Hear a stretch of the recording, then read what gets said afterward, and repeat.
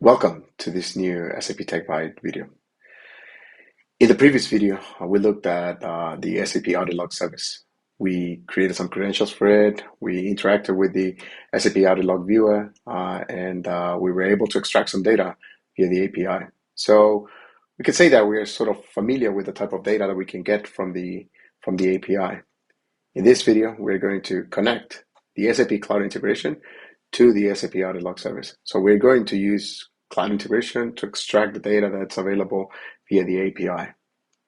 For this, we're going to create an integration flow, and for simplicity purposes, we're just going to store the data in the data store that's part of SAP Cloud Integration. I hope you find that video useful. Okay, so let's start by checking our credentials, right? So remember that last time we were using Postman to interact with the API. In this case, we're just going to make sure that our credentials are running fine, and then we're going to retrieve some records so that we can see the pagination response header. Okay, so let's see here. I have my method to get my credentials. That should be fine. So I'm getting an access token, which is great. So now let's go and retrieve the audit log records. Okay, so in this case, I'm going to retrieve all the records from the 1st of May to the 23rd of June. So let's hit send here. Great. So I get all my records back. We can see that in the headers, we have here the paging response header. This paging response header is what we need in order to be able to do the pagination of the response. So if we want to retrieve additional records, so in this case, the records that start from the 26th of May, then we will need to specify this as a query parameter in our next request. Okay, so that given that that is working fine, then we can move to Cloud Integration, and then we can start configuring what we need in Cloud Integration to create our integration flow. Okay, we first need to before creating this integration package, we will need to go and define our credentials. Okay, so for that, I go to Security Material, and here in Security Material, then I just go and click Create or to client credentials. Then I need to specify a name. So let's say Audit Log Antonio Madriaga sub account, for example. Then the token URL, I can basically use the same that I used to authenticate. Okay, so which is the same that it's basically part of the service key. So here, remember to include the OAuth and token in the URL. And then my client ID, I'm just going to copy some values here. But these are basically the values that we were able to retrieve from the service key in the previous video. Okay, so I have my client ID there, and now my client secret. Excellent. I don't need to include a scope, and this needs to be sent as a request header. We deploy this, and now this is fine. So we have our credentials configured. So let's go to design now. And in design, we need to create a package. So we're going to call this package Audit Log Management. Okay, so interacting. Right, let's save this, and let's create an artifact. In this case, it's an integration flow. We're going to call it retrieve audit log entries. That should be okay. Okay, so given that we need to do pagination, we need to keep in mind that we will need to iterate through this integration process. So we will need to loop through the integration process. So the easiest way to do this will be by adding a loop here. But before that, we need to basically create a local integration process, okay? So this integration process is basically the one that will be calling the Audit Log Retrieval API, right? So let's just call it that. And then here, what I'll do is that I'll just add a looping loop. Yep, looping process call, and then yep. Let's remove this number one. And in processing, we just end up selecting what is it that I'm going to call. In this case, the audit log that local integration process that we just created. Here, the expression type should be non-XML. Now, what I'm going to do is that response header I will end up storing as a property in the Exchange. So what we can do here is that we can end up specifying a condition where we end up retrieving the value for that property. I'm just going to call it paging. And then this will end up iterating as long as this property doesn't have the value of stop. So the first time that it runs, it will be empty, so it will just run. Then the second time, what we'll do is that in our local integration process, we can add, for example, something like a Groovy script that can end up doing that validation for us. And then based on that validation, we can end up setting a value in this property. So we'll get into the details in a bit. But then this should be fine. So with this, we have enough to do our looping here. Okay. At the moment, it will loop indefinitely because obviously we're not managing this condition. We can change the maximum number of iterations here. Let's just leave it to 10 so that it doesn't consume that many resources. But then let's think about how are we going to call this service. To keep things simple, I'm just going to use an HTTP call. We are going to use a request, and in the request, let's think about it on how we're going to do it. So I just want to send some parameters. I prepared this request beforehand. In this case, it's just a matter of sending some credentials. In this case, this is basically the name of the credentials that I created before. I want to specify a time from and a time to, right? So in this case, I'm just sending from the 1st of May to the 23rd of May of June. Well, actually, we can do it. What day is today? 28th. So let's just do the 28th. So we can grab everything. You can see the paging here. So that should be fine. So we're going to use this as our input payload, but we'll get back to that later. So now, here we will have an HTTP call. We need to define an address. So in this case, we're just going to call process audit logs, right? Remember that a user that can call this this integration flow needs to have this user assigned. So when you're calling this, when we test it, make sure that user has the ESB messaging.send role. In my case, I already assigned it to my account, so that should be fine. Okay, so we define a JSON payload. So what we need to do now is that I want to convert that to an XML. So in this case, JSON to XML converter. That's fine. And this is just so that we can use XPath with our components, right? Let's move this a bit. Okay, so here, once the payload is converted, then I want to use a content modifier. And the content modifier is just to basically start assigning properties, right? So create all the properties that I need in order to do all the processing in my integration flow. So in this case, what is it that I'm going to call this? I'm just going to call it, let's see, set properties from payload. Excellent. So now in my Exchange property, I can just start adding properties. I need to create a couple, so I just name them. So let's say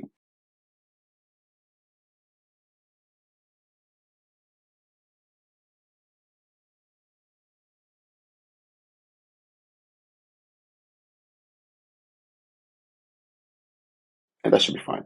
So basically there we are extracting the values from our payload and then we're setting it as properties here. Let's say this. This should be fine now. What is the other I'm getting here?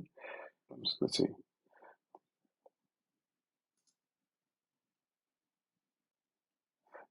Apologies, I didn't define the data types here, so I'm just going to define them as string, all of them.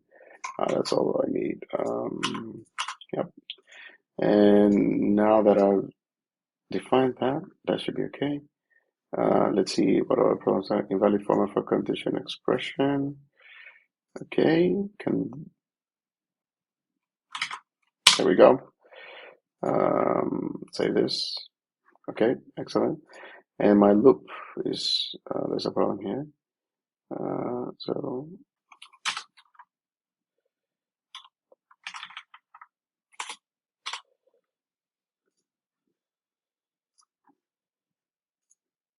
yeah, okay, so I fixed all those. So the double quotes, he wasn't happy about the double quotes. Okay, so now let's focus on how are we going to call this API, right? So in that case, for example, I will need to do, let's make this a bit bigger because we are going to do a couple of things here. Okay, yeah, excellent. So in this case, let's just add, for example, a request reply, right? Because we're going to call the API itself. So let's move this here. So let's just call this get audit log entries. Excellent. And now let's define our receiver here. Yeah, I have my receiver there. So audit log management. Yeah, that should be all right. Now let's make the connection right here. So make the connection here. And then here, this will be an HTTP connection, of course. Now, in the connection, I need to specify a few things, right? So in this case, my address is basically the URL that we found in the service key, correct? And for that, I would just need to define a couple of things here. Okay, so I'm just copying a URL. So in this case, this is a URL that I call, for example, from Postman.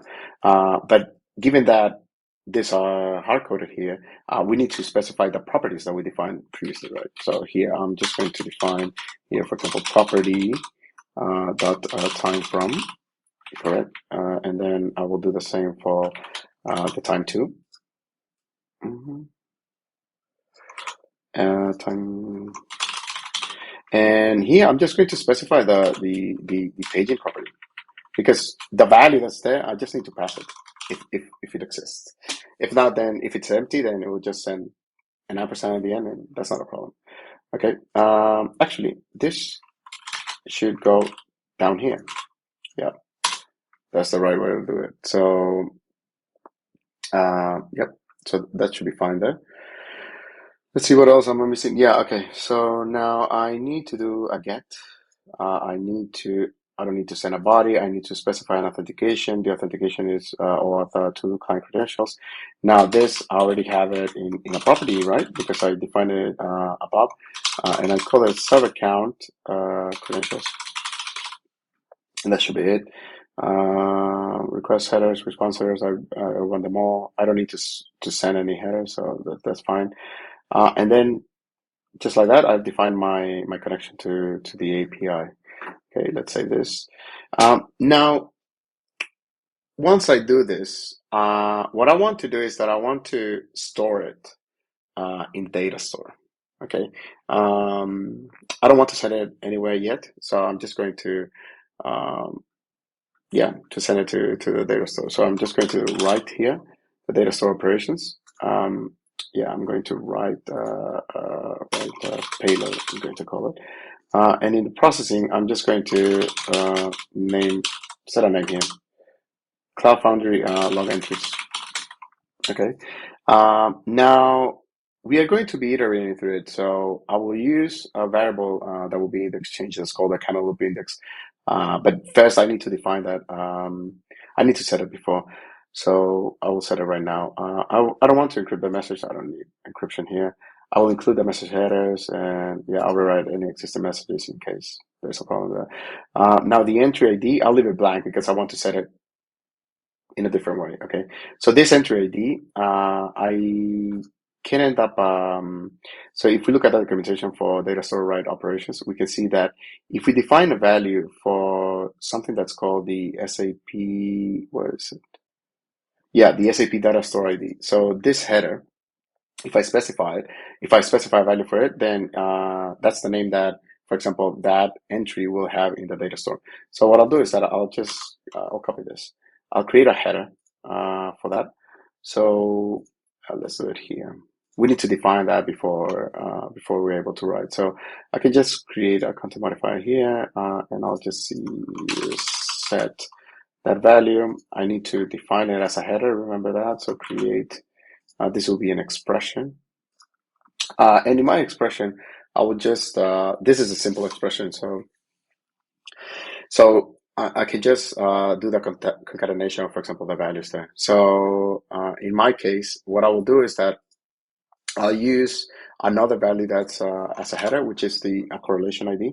And I'm just going to use that plus the kind of loop index.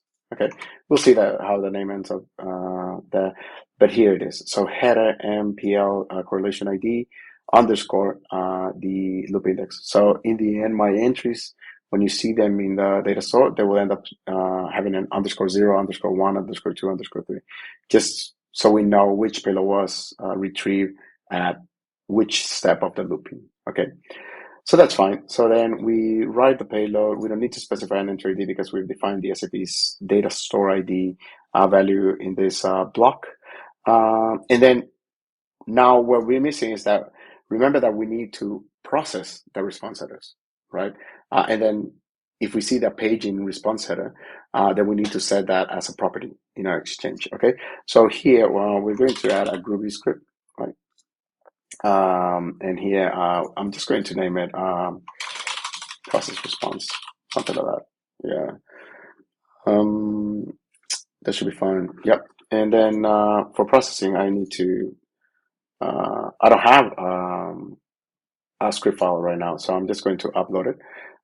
In this case, it's this one, process response Groovy. If we look at it, there is nothing right now, so we're just going to do some coding now. I'm just going to copy this first. Okay, cancel. Yeah, and that's the function that I wanted to call. So here, okay. So what I need to do is that in that message, let's see, how is it going that I'm going to call this? Okay, I just need to, yeah, check if the paging exists. Okay, so then I will need to do message headers, which will be message.get headers. This will get me the headers that are part of the message. So then what I need to do is that I need to define a condition, right? If message headers contains a key, in my case, the key will be paging, right? And if that happens, then I will basically need to store it. If that doesn't happen, then what I need to do is that I need to set a property, right? I will need to set the property to basically the stop value, right? That we define in our looping condition. Okay, so here I just go to set property paging, of course. I need another one of this here. In reality here, if we find the value, then what we need to do is that message headers dot get, apologies. Then here I just need to name it paging, excellent. But then we need to be very careful here, because if we don't remove this header, then the next time, or at least the last time that we call the API that we retrieve all the data, that header will still be there. Like, even if it doesn't come in the response, then this header will still be floating around in the exchange. So we need to remove it. We need to be very careful about this. So if not, then this will end up looping indefinitely, and you will end up reaching the maximum number of iterations. So we will need to remove this. Cool. Let's remove the paging. And I think this is pretty much it. Yeah. Yep. Okay. So let's save that. I hope that works. And in this case, I think we are ready. So we're converting from JSON to XML. We're setting the properties from the payload. We're looping through this integration process. We don't need this receiver. So let's delete that. And then in our local integration process that what basically will be running over and over again, it will only run depending on if that paging property has a value. If the value is different than stop, which is what we define in here, different than stop. Yeah, excellent. And now, yeah, let's save this and deploy it. And let's see if it works. Deploy. Yes. Okay, so it has started. Now, in order to get the URL, then we can just go to see our the integration flows that we've deployed. Here we go. There's one. Okay, so now if we look at the integration flow that we've deployed, you can see that the endpoint is here. So we just copy that. What I'll do now is that I'll go back to Postman. And in Postman, I will call that integration flow. So I'm just going to paste that URL here.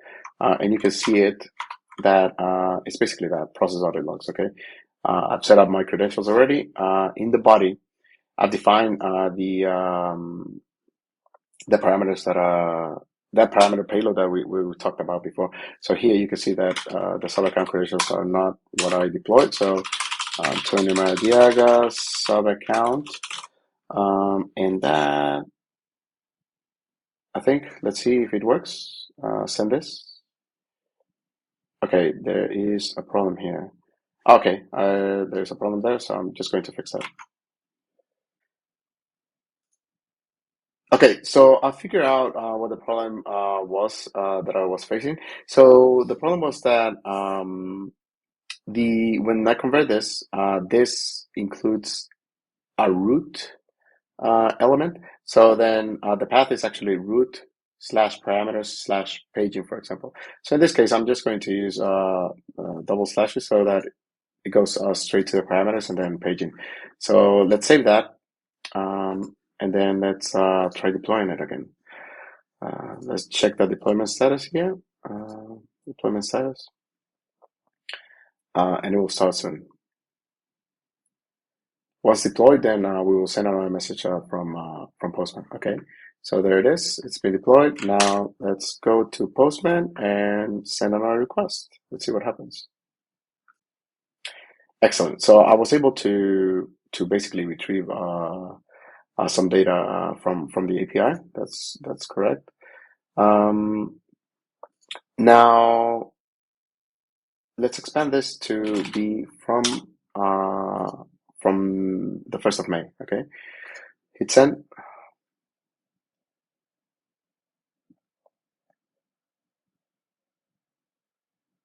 And now let's go to back to Cloud Integration. So in Cloud Integration, now I'll go back to the data store. And at the data store, for example, I should see some entries here.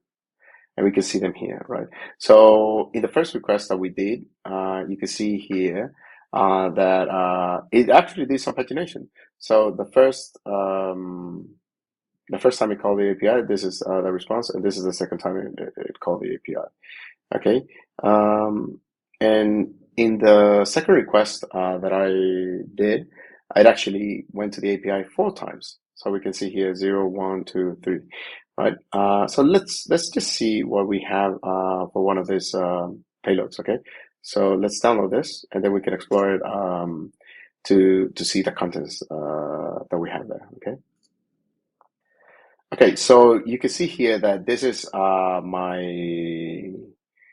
I've extracted the file that I downloaded, and this is the body of the message. So we see that in our first request, it was for the 23rd of June. And we can see that this is the first record that we're getting from 2257, and the request said that it was from 2300. We probably, okay, so here we have our parameters, sorry, our headers. And we can see here that in the response headers, we have this handle, correct?